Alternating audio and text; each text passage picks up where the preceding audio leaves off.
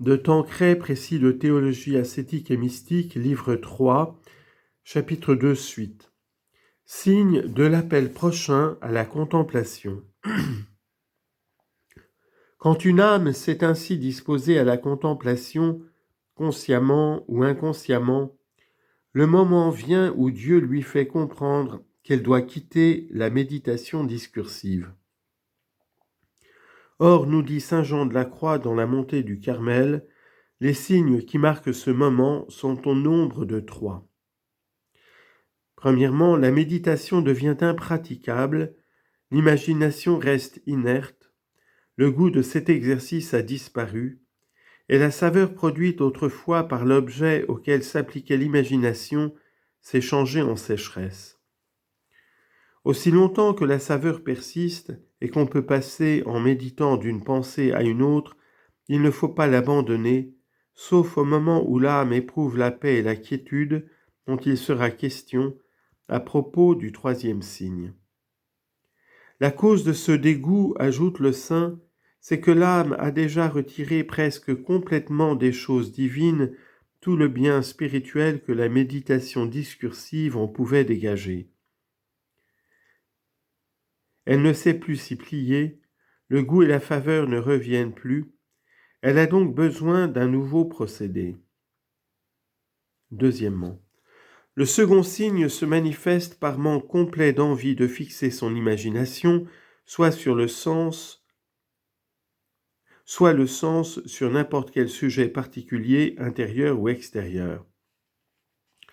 Je ne dis pas que l'imagination ne se manifestera plus par le va-et-vient qui lui est propre, et qui agit sans effort même dans un profond recueillement, mais que l'âme n'aura aucun désir de la fixer intentionnellement sur des objets étrangers.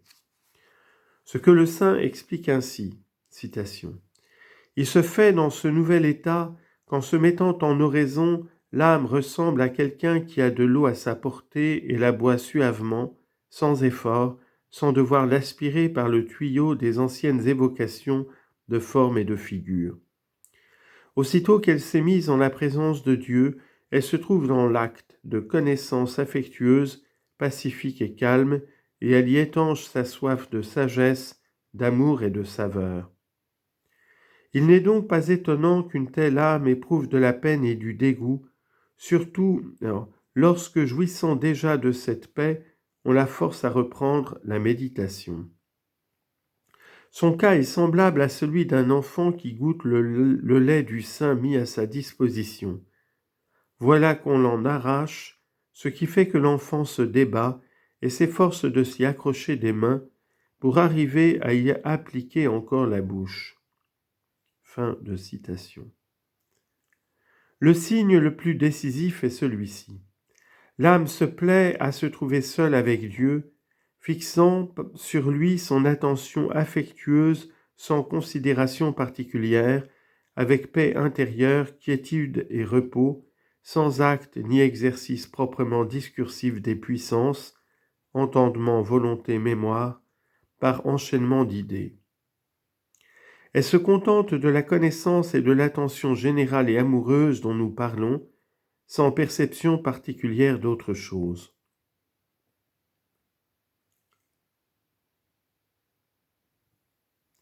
Elle se manifeste parfois si délicate, si subtile, surtout quand elle est tout à fait pure, simple, parfaite, quand elle est vraiment spirituelle et intérieure, que l'âme, tout en la possédant, ne la remarque et ne l'expérimente pas.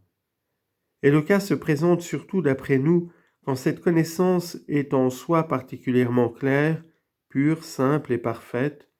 En pénétrant dans une âme toute pure, elle est étrangère aux connaissances et notions particulières qui peuvent affecter l'entendement et le sens.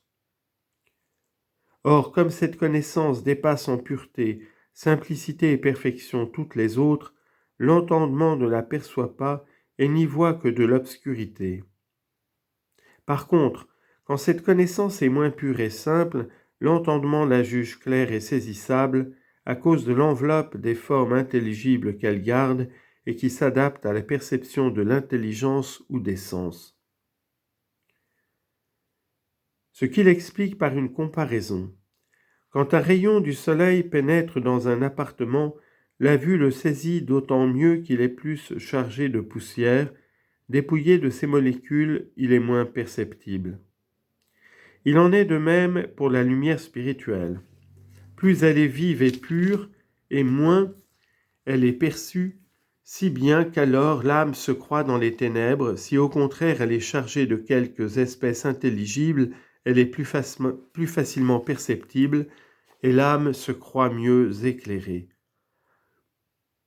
Remarquons ici avec saint Jean de la Croix que ces trois signes doivent coexister conjointement pour qu'on puisse en toute sécurité abandonner la méditation et entrer dans la contemplation.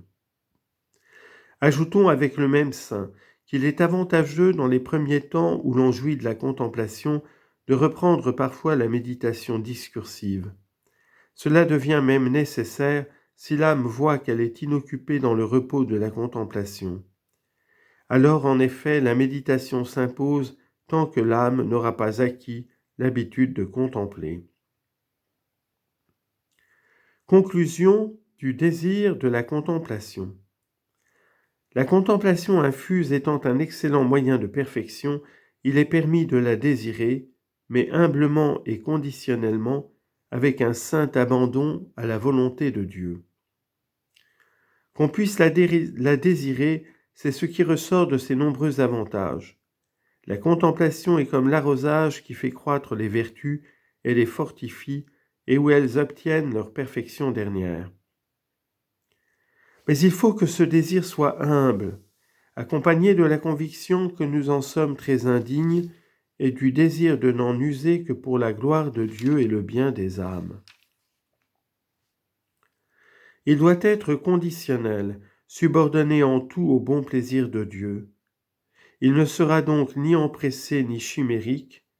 On se rappellera que la contemplation suppose normalement la pratique des vertus morales et théologales, et que ce serait présomptueux de la désirer avant de s'être longtemps exercé dans les vertus que nous avons indiquées. Il faut en outre être bien persuadé que si la contemplation procure des joies indicibles, elle est aussi accompagnée d'épreuves terribles que seules les âmes vaillantes peuvent soutenir avec la grâce de Dieu. C'est ce que montrera encore mieux la description des différentes phases de la contemplation.